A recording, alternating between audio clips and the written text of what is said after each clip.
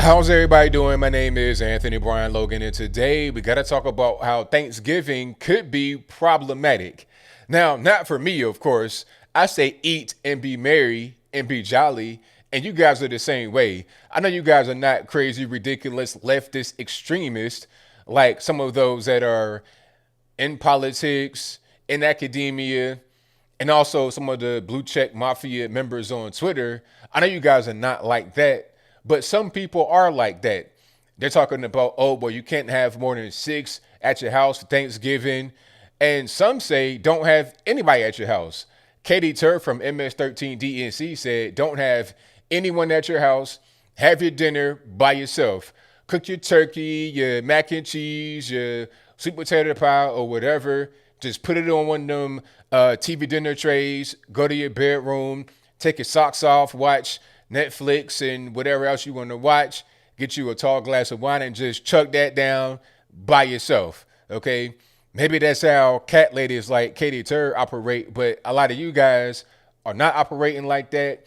You want to go see your family, see your friends. A lot of Americans are traveling, and bravo to y'all. Shout out to y'all. They're not adhering to the government's quote unquote advice. They want to say it's advice, but they really want you to abide by that as a directive, as a law, as a mandate. If they could, they probably would mandate you be at home and not have any kind of interaction with your family because of the virus, allegedly. That's what they say. You know, what they say and what they do are generally two different things. Didn't I see Andrew Cuomo invite his mom and his family to his house Thanksgiving? And then when he got called out on it, talking about, oh, well, I shouldn't have done it. It's a mistake. Well, how was it a mistake to invite your mom for Thanksgiving? You got to call on the phone, but like, hey, X, Y, and Z, Bertha, whatever her name is, come on down to the house. I got greens, beans, tomatoes. You know, I got all of that for Thanksgiving. Come on down. How is it a mistake? It's only a mistake because he got caught and had to walk it back and disinvite her. Okay. Now, I want to see if he actually cancels the dinner. Is he still going to have the dinner or not? Gavin Newsom the same way. We saw him have this big dinner. It's now come out that it was like 22 people. There was no mask, no distancing, and it was indoors. But he tells you six people, that's pretty much it. 10 or whatever, that's pretty much it. And if you violate that, then it's a problem. And I think I read somewhere where they're talking about cutting off power and water to those that violate the quote unquote recommendation, which is really a mandate because if you cutting off power and water, what's that? Maybe that was for people that are having these big parties or businesses or both. I'm not really seeing a big difference because it's all about trying to control people. Okay, if I have a business and you want to control that, how was it different from you controlling my Thanksgiving dinner? Not really a whole lot. Okay, let's go to Oregon. You have the governor over there talking about she is encouraging you to call the police on people if they have more than six at their house Thanksgiving dinner. All right, call the police on them. Now, if I'm a police officer, I'm not enforcing that.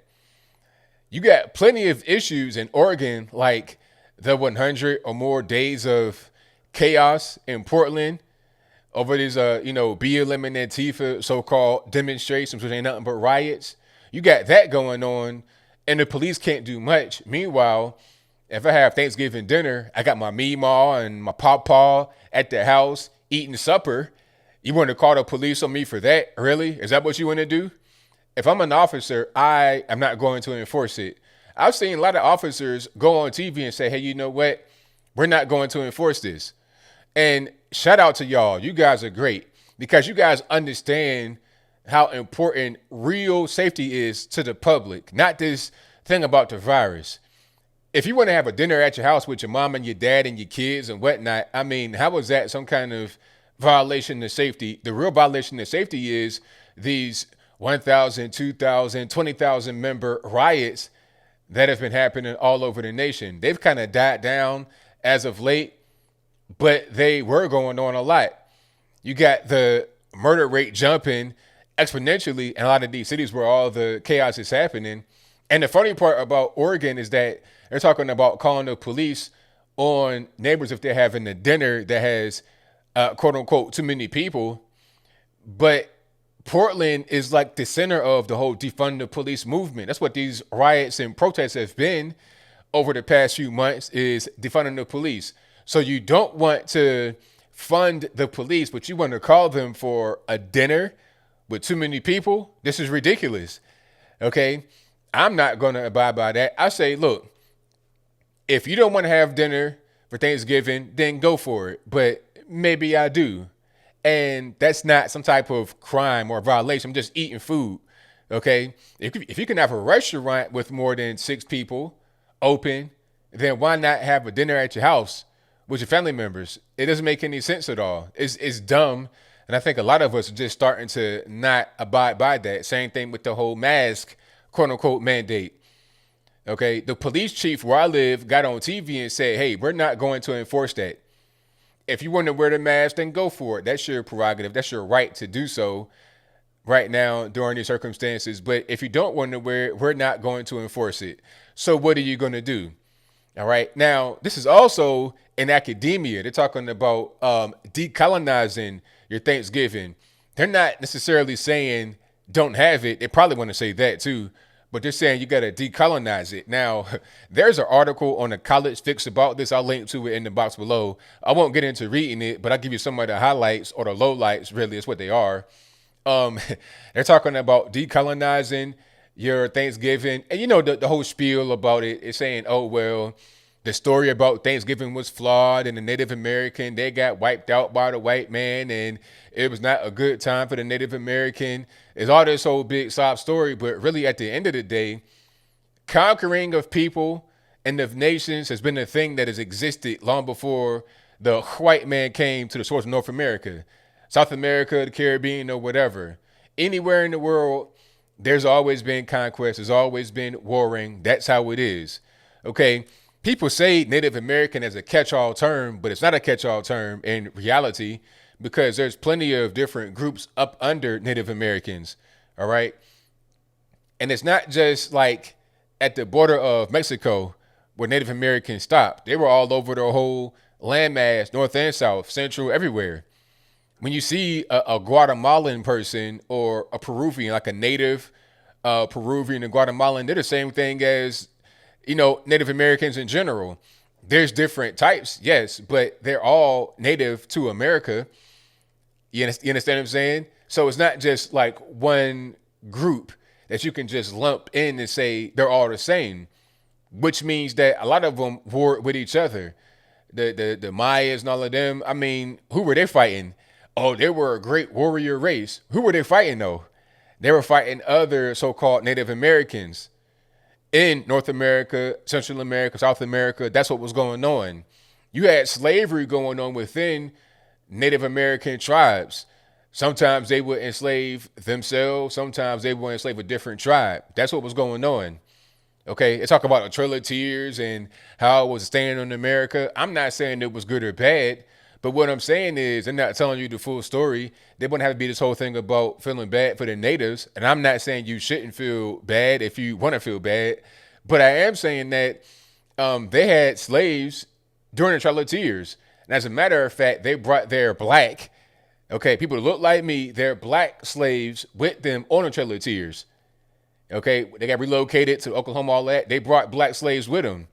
So it's not this whole big side story about the native. They are a people. They got men, they got women, they got warriors, just like everybody else. You win some, you lose some. That's just how it goes. Okay.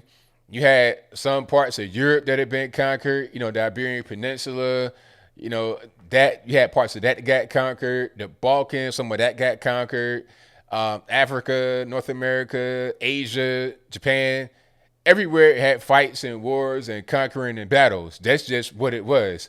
But Thanksgiving is not about the battle and the conquest and the war, a thing that has always existed from the beginning, from the dawn of man.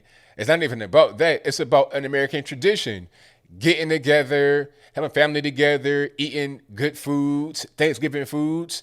You know, you got your turkey, you got your stuffing, your dressing, however you want to call it, wherever you live, mac and cheese, sweet potatoes, lamb, ram, hogs, whatever you got, you can enjoy on Thanksgiving. It's fine. And then you got Black Friday shopping. It's part of an American tradition. That's all that it is. People trying to like decolonize it and change the narrative are ridiculous. And those that say you can't travel are ridiculous as well. If you want to travel, then go for it. If you don't, then that's fine too. If you want to stay in your crib, it's whatever. You're an American, you can do that. You have the freedom to do that. You shouldn't be pressured one way or the other. And if you call the police on someone just having a Thanksgiving dinner, shame on you. Shame on you. That's ridiculous, okay? Especially in Oregon, you can smoke crack and shoot heroin and whatever you want to do, meth, shrooms, legally in Oregon. It just passed that law where all drugs are legal, basically. You can do that, but if I have a dinner with too many people, that's somehow a problem. You can have a BLM so-called protest demonstration with thousands of people, and that's fine. But a dinner with 10 people, like I said, your meemaw, your pawpaw, the grandkids and all of that, that's somehow a problem. It's ridiculous. I think this is more about control and not about trying to rein in the virus. The virus is out there. You really can't do a lot to rein it in. Okay, basic hygiene, but that's pretty much it. The same thing with any other viral infection. That's all you really can do is just do general hygiene and maintenance on your body. Keep yourself healthy, keep yourself in shape, and that's all you can really do. Trying to talk about, oh, you got to have less loud music, and that's ridiculous. But I think I'll leave that right there for now. And what say you? Do you think that you should have the police called on you if you have Thanksgiving dinner with more than 6 people, 8 people, 10 people, or whatever? If that's your viewpoint, let me know why in the comments below. Or do you think that this is ridiculous, trying to talk about decolonize your dinner, have dinner by yourself, don't have anybody at your house? It's just stupid. It's ridiculous. I think it doesn't really matter where you are on the political spectrum, left or right. This is crazy. All right. The virus is out there. It is what it is. Having a dinner with 6 people rather than 8 people is not going to just prevent it. All you can do is just general basic hygiene to protect yourself from any kind of virus, including the big one from China. But whatever your thoughts are, please let me know in the comments below. And that's all I got to say for this video. If you like what you heard, please comment, rate, share, and subscribe. Peace.